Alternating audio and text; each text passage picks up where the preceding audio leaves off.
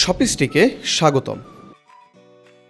আজ আমরা দেখব কিভাবে সরবরাহকারীর বাকি রিপোর্ট মডিউলটি ব্যবহার করে আপনি এখানে সব তথ্য দেখতে পারবেন। প্রথমে শপিস্টিক মার্চেন্ট ড্যাশবোর্ডে লগ ইন করে বাম পাশের মেনু থেকে রিপোর্টের সরবরাহকারী রিপোর্ট সেকশনের সরবরাহকারীদের বাকি রিপোর্ট অপশনে ক্লিক করবেন।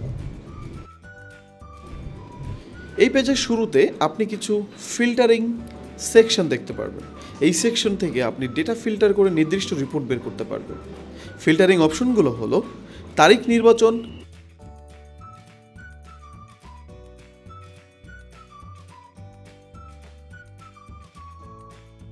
স্টোর নির্বাচন, সরবরাহকারী নির্বাচন। ফিল্টার সেট করার পরে নিচে দুটি অ্যাকশন বাটন পাবেন।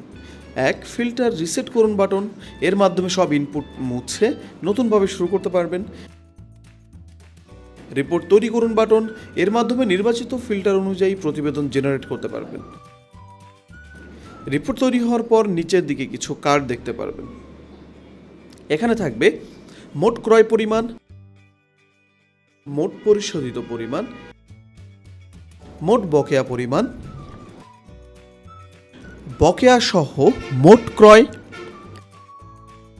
বকেয়া সহ সরবরাহকারী এবং মোট বকেয়া।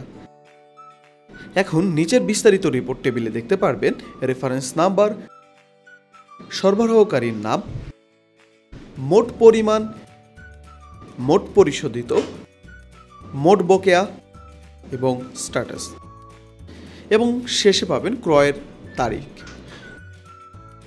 এই সাপ্লায়ার ডিউ রিপোর্ট বা সরবরাহকারী বাকি রিপোর্ট সেকশনটি ব্যবহার করে আপনি খুব সহজেই জানতে পারবেন কোন সাপ্লায়ার বা সরবরাহকারী কত টাকা বাকি আছে, কয়টা ট্রানজ্যাকশন অংশ আংশিক বা পুরো বাকি আছে, এবং সেই অনুযায়ী আপনি পরবর্তী পেমেন্ট প্ল্যান তৈরি করতে পারবেন।